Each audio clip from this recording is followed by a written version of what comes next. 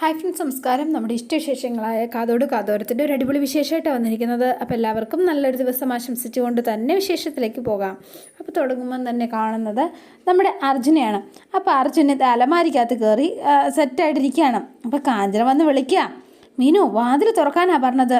അപ്പോൾ കാഞ്ചന വാതിൽ തുറന്നു. കാഞ്ചനകത്തേക്ക് കയറി പെട്ടെന്ന് തന്നെ അവരിങ്ങനെ തപ്പാണ് അവിടെ ഇവിടെയൊക്കെ. എന്താ നോക്കുന്നത് എന്ന് ചോദിച്ചു. അപ്പോൾ കട്ടിലിനടിയിൽ ഒക്കെ നോക്കുകയാണ്. അല്ല ഒന്നുമില്ല, അർജുൻ്റെ സൗണ്ട് കേട്ടതുപോലെ. അവൻ രാവിലെ തോട്ടത്തിൽ ജോലിക്ക് പോയതല്ലേ, പിന്നെ എങ്ങനെയാണ് അവൻ്റെ സൗണ്ട് കേൾക്കുന്നത്? അതാ ഞാൻ ആലോചിക്കുന്നത്. ഞങ്ങൾ ഫോണിൽ സംസാരിച്ചായിരുന്നു, എന്നാൽ അതായിരിക്കും ചേച്ചി കേട്ടിരിക്കുന്നത് എന്ന് പറഞ്ഞു. ഓ അതാണോ? അപ്പം വീണ്ടും കാഞ്ചനയ്ക്ക് അന്നട്ടും ഒരു സംശയം കേട്ടോ. അപ്പോൾ കാഞ്ചന ഇങ്ങനെ ഓരോന്നോ അലമാരയും ഡ്രോയൊക്കെ നോക്കുക. അല്ല, അർജുൻ്റെ ഒരു സ്മെല്ല് ഇവിടെ ഉണ്ടല്ലോ, ആ പെർഫ്യൂമിൻ്റെ. അല്ല, അർജുൻ പോയപ്പോൾ പെർഫ്യൂം അടിച്ചതാ, അതിൻ്റെ സ്മെല്ല് ഇവിടെ കുറേ നേരം നിൽക്കും. എനിക്ക് കുറച്ച് വെള്ളം വേണം, നീ ചെന്ന് കുറച്ച് വെള്ളം ഇങ്ങെടുത്തോണ്ട് വാ. വെള്ളമോ? അതിനെന്ത് ചേച്ചി, വെള്ളം ഇവിടെ ഉണ്ടല്ലോ എന്ന് പറഞ്ഞ് വേഗം മീനും എടുത്തു. ഇത് ചൂട് വെള്ളമല്ലേ, എനിക്ക് വേണ്ടത് തണുത്ത വെള്ളമാണ്, നീ പോയി തണുത്ത വെള്ളം എടുത്തോണ്ട് വാ മീനു എന്ന് പറഞ്ഞു. മീനുവിന് ആകെ വെപ്രാളായി. എൻ്റെ പൊന്നോ, ഇനി എന്ത് ചെയ്യും? ആകെ വെപ്രാളം പിടിച്ചോടുകയാണ്. ഈ സമയം അലമാരിയുടെ ഡ്രോ എല്ലാം തുറന്ന് നോക്കാം. കണ്ടില്ലല്ലോ. അവസാനം ഇതേണ്ട അലമാരി തുറന്ന് ഈ മണ്ടയിൽ ഇങ്ങനെ നോക്കിക്കൊണ്ട് നിൽക്കുന്ന സമയത്താണ് മീനു പറഞ്ഞത്. അപ്പോൾ അടിയിലത്തെ ഡ്രോയിൽ അർജുൻ കയറി ഇരിപ്പുണ്ട്. ചേച്ചി എന്ന് വിളിച്ചു. ദാ ചേച്ചി തണുത്ത വെള്ളം എന്ന് പറഞ്ഞു കൊടുത്തു. എന്താ ചേച്ചി അലമാരിയൊക്കെ തുറന്ന് നോക്കണേ എന്ന് ചോദിച്ചു. അല്ല, നിനക്ക് ഏതൊക്കെ കളർ സാരി ഉണ്ട് നോക്കിയതാ, അത്രയേ ഉള്ളൂ. വെള്ളം കൊടുത്തു. എന്നാൽ ശരി എന്ന് പറഞ്ഞ് പുറത്തേക്ക് ഇറങ്ങി ഉടനെ വാതിൽ കുറ്റിയിട്ടു. അപ്പോൾ വേഗം കുറ്റിയിട്ട് കഴിഞ്ഞപ്പോൾ വീണ്ടും കൊട്ടുവാണ്. നീ എന്താ വേഗം വാതിലടച്ചത്? അല്ല, ഡ്രസ്സ് മാറണ്ട ചേച്ചി, അതുകൊണ്ടാ. ശരി, എന്നാൽ പിന്നെ വാതിലടച്ചോ എന്ന് പറഞ്ഞ് വീണ്ടും കാഞ്ചന പുറത്തിറങ്ങി. എന്നാലും എന്താ ഒരു കള്ളത്തരം ഉണ്ടല്ലോ, എങ്ങനെ കണ്ടുപിടിക്കും? അപ്പോൾ ഒരു ഇതിലായിട്ട് ഇങ്ങനെ നിൽക്കുകയാണ് കാഞ്ചന.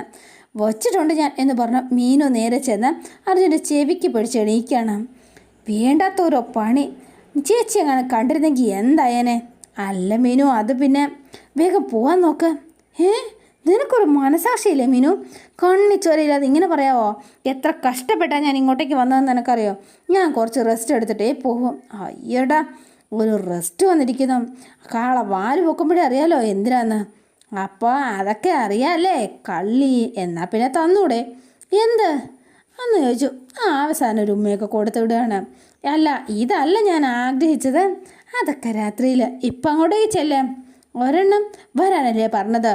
ഭാഗ്യത്തിനാണ് രക്ഷപ്പെട്ടത്. മീനു പതുക്കെ കഥയൊക്കെ തുറന്ന് അർജുനെ പുറത്തിറക്കി പോകാൻ തുടങ്ങിയപ്പോൾ കാഞ്ചന ഫ്രണ്ടിൽ ചാടി. അതെ, ഹലോ നമസ്കാരം ഉണ്ടെന്ന് പറഞ്ഞു. നമസ്കാരം അച്ഛാ, അമ്മേ, മുത്തശ്ശി എല്ലാവരും ഇങ്ങ് വന്നേ എന്ന് പറഞ്ഞു. എന്തിനാ അവരെയൊക്കെ വിളിക്കുന്നത്? മീനു, ഞാൻ പോന്നേ. അവിടെ നിൽക്ക്. നീ എങ്ങോട്ട് പോവാം? നീ അവിടെ നിൽക്ക്. അപ്പോൾ വേഗം തന്നെ പ്രഭയും കാഞ്ചനയും എല്ലാവരും വിളിച്ചു വരുത്തുകയാണ്. കണ്ടോ, തോട്ടത്തിൽ ജോലിക്ക് പോയ മകൻ ആരും കാണാതെ ഈ മുറിയിൽ പ്രത്യക്ഷപ്പെട്ടത് കണ്ടോ? നീ എന്താടാ ഇവിടെ എന്ന് ചോദിച്ചു. വെക്കാണ് രണ്ടുപേരുടെ നിന്നിട്ട്. അത് ഊഹിക്കാലോ എന്താ കാര്യമെന്നൊക്കെ. പിന്നെന്താ പറയാ, സ്കൂളിൽ നിന്ന് ലീവ് എടുത്ത് ഒരുത്തി ഇവിടെ ഇരിപ്പുണ്ടല്ലോ, അപ്പം പിന്നെ പറയേണ്ട കാര്യമുണ്ടോ? അപ്പോൾ അച്ഛനും മുത്തച്ഛനും വന്നിട്ട് ഇങ്ങനെ നിൽക്കുകയാണ്. അതെ, ഇവൻ്റെ ശബ്ദം കേട്ട് ഞാൻ അകത്ത് നോക്കിയതാ. ഇവൻ എവിടെയോ കയറി ഒളിച്ചോ. എന്നോടാ കളി. ഞാൻ പോയി എന്ന് കരുതി രണ്ടൂടെ എന്തായാലും രണ്ടിനെ ഞാൻ കൈയോടെ പിടികൂടി. അപ്പോൾ അച്ഛനും മുത്തച്ഛനും ഇത് കേട്ടിട്ട് ചിരിക്കുക. നിങ്ങൾ രണ്ടുപേരും എന്താ ചിരിക്കണത്? എൻ്റെ പൊന്നു പ്രഭേ, ഇവർ ഭാര്യയും ഭർത്താവും അല്ലേ? ഈ പ്രായമല്ലേ? അതിനിപ്പോൾ നിനക്കിതുവരെ മനസ്സിലായിട്ടില്ലേ? ഭാര്യയും ഭർത്താവുമായി ഇങ്ങനെ വേണം. ഇതൊരു കൂട്ടുകുടുംബമാണ്. അല്ല, അത് പിന്നെ ഞാൻ പൊക്കോട്ടെ, തോട്ടത്തിൽ ഒരുപാട് പണിയുണ്ട്. ശരി എന്ന് പറഞ്ഞ് അർജുൻ വേഗം സ്കൂട്ടായി. അവനെ സാഴ്ത്തുമ്പി കെട്ടിയിട്ടിരിക്കുക അല്ലേ നീ? എന്തൊരു പെണ്ണടി നീ എന്ന് ചോദിച്ചു. അപ്പം മീനും അകത്തേക്ക് പോയി. അപ്പം കാഞ്ചനയും അങ്ങ് പോയി കേട്ടോ. അപ്പം പിന്നെ പ്രഭാവതി നിന്നിട്ട്, അതെ എന്താ പ്രഭാവതി ഇതൊക്കെ വെറും തമാശകളല്ലേ? നേരത്തെ തന്നെ ഇവളകളെയൊക്കെ ഇവിടുന്ന് ഓടിക്കേണ്ടതാ. അപ്പോൾ പ്രഭാവതി അങ്ങ് പോയപ്പോൾ, പ്രഭേ അവിടെ നിന്നേ എന്ന് പറഞ്ഞു മഹേന്ദ്രൻ അവിടെ പിടിച്ചു നിർത്തി. അല്ല, നിന്നോട് കാര്യം പറയട്ടെ, കല്യാണം കഴിക്കുമ്പോൾ നിനക്ക് മീനുവിനെ ഇഷ്ടമായിരുന്നില്ല. രാശി അത് ഇത് എന്നൊക്കെ പറഞ്ഞ് നീ മീനുവിനെ വിഷമിക്കുകയും, പക്ഷേങ്കിൽ കുറേ കഴിയുമ്പോൾ നീ മീനുവിനെ സ്നേഹിച്ചു തുടങ്ങും എന്നാണ് ഞങ്ങൾ കരുതിയതാണ്. എന്താണെങ്കിലും മീനുവിനെയും അർജുനെയും ഉൾക്കൊള്ളും എന്നായിരുന്നു. പക്ഷേ എനിക്ക് ആകെ ഉണ്ടായിരുന്ന പേടി അവർ രണ്ടുപേരും രണ്ടാകുമോ എന്നായിരുന്നു. മീനുവും അർജുനും, അർജുനെ പറ്റുമോ മീനുവിന് എന്നുള്ളതായിരുന്നു. അവർ രണ്ടാകാതിരുന്ന അവർ രണ്ടുപേരും ഒന്നായി ജീവിക്കാനും തുടങ്ങി. പക്ഷേങ്കിൽ നിനക്ക് മാത്രം ഒരു മാറ്റവും ഇല്ലല്ലോ പ്രഭാവതി. എന്താ പ്രഭ നീ ഇങ്ങനെ എന്ന് ചോദിച്ചു. നീ ഇപ്പോഴും ഇങ്ങനെ തന്നെയാണല്ലോ. എന്നിട്ടും നീ അവളെ സ്വന്തം അതെ കാഞ്ചന നിന്റെ സ്വന്തം മകളല്ല, എന്നിട്ടും നീ അവളെ സ്വന്തം മകളായിട്ടാണ് കാണുന്നത്. അമ്മയില്ല എന്നുള്ള സങ്കടം നീ അവളെ അറിയിച്ചിട്ടില്ല. ആ സ്നേഹം നീ അവൾക്ക് എന്താ മീനുവിനോട് കാണിക്കാത്തത്? നിന്റെ മകൻ്റെ ഭാര്യയല്ലേ അവള്. അപ്പോൾ പിന്നെ നിനക്ക് അവരെ സ്നേഹിച്ചൂടെ? മകളായി കാണാൻ പറ്റിയില്ലെങ്കിലും നീ മരുമകളായിട്ടെങ്കിലും ഒന്ന് കാണണം പ്രഭാവതി, സ്നേഹിക്കണം എന്ന് പറഞ്ഞു. അപ്പോൾ പ്രഭു ഇതെല്ലാം കേൾക്കുകയാണ്. നീ നിന്റെ മകനെ സ്നേഹിക്കുന്ന പോലെ തന്നെ സ്നേഹിക്കണം. ഇല്ല, നിന്റെ ജീവിതകാലത്ത് ഒരിക്കലും അതുണ്ടാവില്ല എന്ന് പറഞ്ഞു. അവളെ മാത്രമല്ല അവളുടെ അനിയത്തി മരുമകളായിട്ട് എനിക്ക് കാണാൻ കഴിയില്ല എന്ന് തീർത്തു പറഞ്ഞു. എന്താ അത്രമാത്രം വെറുക്കാൻ നിന്നോട് അവൾ എന്താ ചെയ്തത്? വെറുപ്പല്ല, എനിക്ക് പേടിയാ അവളെ എന്ന് പറഞ്ഞു. എന്താണെന്നറിയോ, മീനുവിനെ കാണുന്നത് തന്നെ എനിക്ക് പേടിയാ ശരിക്കും. എന്താന്ന് വെച്ചാലേ അവളുമായിട്ട് കല്യാണം നിശ്ചയിച്ച എൻ്റെ മോൻ ആദി ആ കല്യാണ ദിവസം മരിച്ചു കിടക്കുന്നത് എൻ്റെ കൺമുന്നിൽ ഇപ്പോഴുണ്ട്. അന്ന് തുടങ്ങിയ ഭയം എനിക്ക് പേടിയാവണേ അവളെ എന്ന് പറഞ്ഞു. പിന്നെ എൻ്റെ മൂത്ത മകനെ എന്നിൽ നിന്ന് പറിച്ചെടുത്തു അവൾ. ഇപ്പോൾ എൻ്റെ രണ്ടാമത്തെ മകനെയും ഇപ്പോൾ അവൾ എന്നിൽ നിന്ന് അകറ്റി പറിച്ചെടുത്തുകൊണ്ടിരിക്കുക എന്ന് പറഞ്ഞു. എന്നിൽ നിന്ന് അകറ്റുക, എന്നെ അമ്മയെന്ന് വിളിച്ചുകൊണ്ടിരുന്നവനാ ഇപ്പം എന്നെ കണ്ട പാവം നടിക്കുന്നില്ല, എന്നോട് സംസാരിക്കുന്നില്ല. ഗൗതം അങ്ങനെ തന്നെ, ഗൗതമത്തെ കാണാറുമില്ല, സംസാരിക്കാറുമില്ല. ഒരു 5 നിമിഷം അവരെൻ്റെ കൂടെ ചിലവഴിക്കാറുണ്ടോ?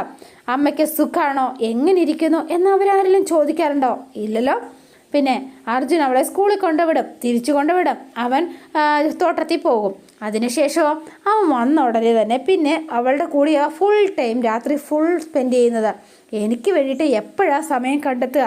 എൻ്റെ മക്കളിൽ നിന്ന് അകറ്റിയത് അവരുടെ ഭാര്യമാരാ. കണ്ണിലെ കൃഷ്ണമണി എന്നതുപോലെ കാത്തു വെച്ച എൻ്റെ പൊന്നു മക്കളെ എന്നിൽ നിന്ന് അടർത്തി മാറ്റിയവർ. ഒരിക്കലും അവരെ എനിക്ക് എങ്ങനെ സ്നേഹിക്കാൻ പറ്റും? പറയാം, ഒരിക്കലും എനിക്ക് സ്നേഹിക്കാൻ പറ്റില്ല എന്ന് പറഞ്ഞ് പ്രഭാവതി കരഞ്ഞാട്ടോ പറയണത്. എങ്ങനെയാ മക്കളുമായി കാണാൻ കഴിയുക? ഒരിക്കലും നടക്കില്ല. ഇനി ഇക്കാര്യം പറഞ്ഞ് ആരും എൻ്റെ അടുത്ത് വന്നേക്കരുത് എന്ന് പറഞ്ഞ് പ്രഭാവതി അകത്തേക്ക് പോയി. ഈ സമയം അർജുൻ ഇതെല്ലാം കേട്ടിട്ട് അർജുനും അങ്ങോട്ടേക്ക് ഇറങ്ങിപ്പോയി കേട്ടോ. പിന്നെ കാണുന്നത് ഇവർ 4 പേരോട് ഒരുമിച്ച് നിൽക്കുകയാണ്. ഇനി എന്താ ചെയ്യേണ്ടത് എന്നാലോചിച്ച്. അല്ല ഏട്ടാ, അത് പിന്നെ അമ്മ പറഞ്ഞതുപോലെ അമ്മയെ നമ്മൾ ഒഴിവാക്കിയിട്ടുണ്ടോ? ശത്രുക്കളെ പോലെയല്ലേ അമ്മയും ചേച്ചിയും കാണുന്നത്. പ്രതികരിക്കാൻ അറിയാഞ്ഞിട്ടല്ല, സ്ഥാനം മനസ്സിലാക്കണമല്ലോ. അപ്പോൾ മുത്തശ്ശനും അച്ഛനും അങ്ങോട്ട് വന്നു. പ്രഭാവതി പറഞ്ഞത് പൂർണ്ണമായി ശരിയാണെന്ന് ഞാൻ പറയില്ല, പക്ഷേ നിങ്ങൾ അങ്ങനെ ആവരുത്. മുമ്പ് അമ്മ ഇങ്ങനൊന്നും ആയിരുന്നില്ല, പെട്ടെന്ന് ഇങ്ങനെ മാറ്റം ഉണ്ടായത്. മക്കളോടുള്ള അമിത സ്നേഹവും മക്കൾ നഷ്ടപ്പെടുവോ എന്നുള്ള ഭയം, പിന്നെ കാഞ്ചനയുടെ കുത്തിത്തിരിപ്പ്, ഇത്രയാണ് പ്രഭാവതിയുടെ മാറ്റത്തിന് പ്രധാന കാരണം എന്ന് മുത്തശ്ശൻ ഇങ്ങനെ പറഞ്ഞു കൊടുക്കുകയാണ്. പിന്നെ നിങ്ങളാണ് ആദ്യം ചെയ്യേണ്ടത്. മോനെ അർജുൻ, ഒരു കാര്യം പറയട്ടെ, ഞങ്ങളെല്ലാം ആഗ്രഹിച്ചതുപോലെ നീയും മീനും ഒന്നായി ജീവിക്കാൻ തുടങ്ങി. ഇനി നിങ്ങൾ ചെയ്യേണ്ടത്, നിങ്ങൾ പുതിയ ജീവിതം ആരംഭിച്ചോ, അതിൽ ഞങ്ങൾക്ക് പറഞ്ഞറിയിക്കാൻ പറ്റാത്ത അത്ര സന്തോഷമുണ്ട്. അതേസമയം നിന്റെ അമ്മയുടെ മനസ്സിൽ മീനു ഇടപെടിക്കുകയും ചെയ്യണം. അത് ചെയ്യേണ്ടത് നീയാ. നിന്നിലൂടെ വേണം അത് സാധിച്ചെടുക്കാൻ. പെറ്റമ്മയും താലി കെട്ടി കൊണ്ടുവന്ന ഭാര്യയും ഒരുപോലെ സ്നേഹിക്കണം. ഒരാളുടെ തട്ട് ഒരിക്കലും താന്നു പോവരുത്. രണ്ടുപേരും ഒരുപോലെ കൊണ്ടുപോകണം. എങ്കിലേ ഒരു നല്ല മകനും ഭർത്താവും ആവുള്ളൂ. ഞാൻ എന്ത് ചെയ്യണമെന്ന് അച്ഛൻ പറയണത് എന്ന് ചോദിച്ചു. അപ്പോൾ അച്ഛൻ ഇങ്ങനെ നിൽക്കുകയാണ്. പറയാം, ഞാൻ എൻ്റെ അമ്മയെ സ്നേഹിക്കുന്നുണ്ട്, മീനുവിനെ സ്നേഹിക്കുന്നുണ്ട്. ഇനി ഞാൻ എന്താ ചെയ്യേണ്ടത് എന്ന് ചോദിച്ചു. അമ്മയ്ക്കത് തിരിച്ചറിയാൻ പറ്റാത്തതാ ഇപ്പോൾ കുഴപ്പം സംഭവിച്ചിരിക്കുക. എടാ, അതൊന്നും അല്ല സംഭവിച്ചിരിക്കുന്നത്.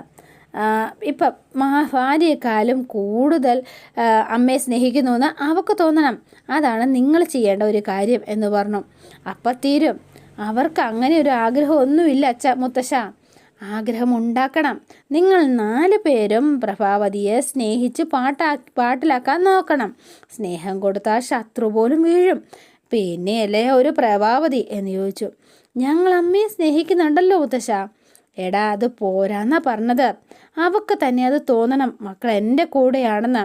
അവൾക്ക് എന്തൊക്കെ സന്തോഷിപ്പിക്കാൻ കഴിയുമോ അതൊക്കെ നിങ്ങൾ ചെയ്തു കൊടുക്കണം. പിന്നെ കാഞ്ചന, അതാണ് ഒരു പ്രശ്നം. അതിനെ നിങ്ങൾ വഴി കണ്ടെത്തണം. കാഞ്ചനയുടെ കല്യാണം നിശ്ചയിക്കണം. അതാണ്.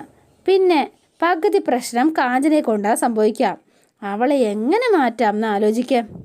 അത് നടക്കില്ല അച്ഛാ എന്ന് പറഞ്ഞു മഹേന്ദ്രൻ. നല്ലൊരുത്തിനെ കൊണ്ട് കല്യാണം കഴിപ്പിച്ച് കാഞ്ചന ഇവിടുന്ന് മാറ്റുക, വേറെ വഴിയൊന്നുമില്ല എന്ന് പറഞ്ഞു. അപ്പോൾ വിവാഹത്തിന് സമ്മതിക്കുമോ? സമ്മതിപ്പിക്കണം. നേർവഴിക്ക് പറഞ്ഞാൽ എന്തായാലും അവൾ സമ്മതിക്കില്ല. തന്ത്രപൂർവ്വം സമ്മതിപ്പിക്കണം. അതിനുള്ള വഴി നിങ്ങൾ 4 പേരൂടെ ചേർന്ന് ആലോചിച്ച് കണ്ടെത്തുക എന്ന് പറഞ്ഞു. അപ്പോൾ അവർ സമ്മതിച്ചു കേട്ടോ. എന്താണെങ്കിലും അവൾക്ക് മാറ്റി നിർത്താൻ തോന്നരുത്. ഇത് ഏതായാലും അവൾക്കും വേണമല്ലോ ഒരു ജീവിതം. കാഞ്ചനെ എങ്ങനെയെങ്കിലും വിവാഹം കഴിപ്പിക്കണം. നിങ്ങളവർക്ക് വേണം അത് തീരുമാനിക്കാൻ എന്ന് പറഞ്ഞു. ശരി അച്ഛാ, ഞങ്ങൾ തീരുമാനിക്കാം എന്ന് പറഞ്ഞു. എല്ലാവരും സ്നേഹത്തോടെ സന്തോഷത്തോടും കഴിയണമെന്നാണ് ഞങ്ങളുടെ ആഗ്രഹം. ശരി, എന്നാൽ പിന്നെ നിങ്ങളങ്ങ് ചെല്ലുക എന്ന് പറഞ്ഞ് അവരെ റൂമിലേക്ക് പറഞ്ഞയച്ചു. എന്നിട്ട് ഇങ്ങനെ നിൽക്കുകയാണ് അച്ഛനും മുത്തശ്ശനൂടെ.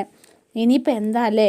അപ്പോൾ ഇവരിങ്ങനെ അച്ഛൻ കണ്ടോ, ഒരാഴ്ചയ്ക്കുള്ളിൽ എല്ലാ കാര്യങ്ങളും ഈ വീട്ടിൽ മാറ്റങ്ങളുണ്ടാവും, നോക്കാം എന്ന് പറഞ്ഞു. സ്നേഹവും സന്തോഷവും ഒക്കെ നിറഞ്ഞു കവിയും. അപ്പം മീനുവിനെ അവനെ കാണുന്നത്. അപ്പം മീനു റൂമിൽ പോയിരുന്ന് ഇങ്ങനെ ആലോചിക്കാം. അപ്പോൾ അർജുൻ അങ്ങോട്ടേക്ക് ചെന്നു. നീ എന്താ കാഞ്ചന ചേച്ചിയെ കൊണ്ട് എങ്ങനെ കല്യാണത്തിന് സമ്മതിപ്പിക്കും എന്നാണോ തോന്നുന്നത്? അതത്ര എളുപ്പമുള്ള കാര്യമല്ല. എനിക്കറിയാം. എല്ലാവരും ചേർന്ന് ചേച്ചി ഒന്ന് കല്യാണം കഴിക്കുമോ പ്ലീസ് എന്നൊക്കെ പറഞ്ഞാൽ ഓക്കെ ഞാൻ കഴിച്ചോളാം എന്നൊന്നും അവർ പറയില്ല എന്ന് എനിക്കറിയാം. കാഞ്ചന ചേച്ചിയെ വാശി പിടിപ്പിച്ച് അതിലേക്ക് എത്തിക്കണം. അതിന് എന്തെങ്കിലും പ്ലാൻ ഉണ്ടോ എന്ന് ചോദിച്ചു. അപ്പം അതിന് അർജുൻ ഒരു പ്ലാൻ കണ്ടെത്തിയിട്ടുണ്ട് കേട്ടോ.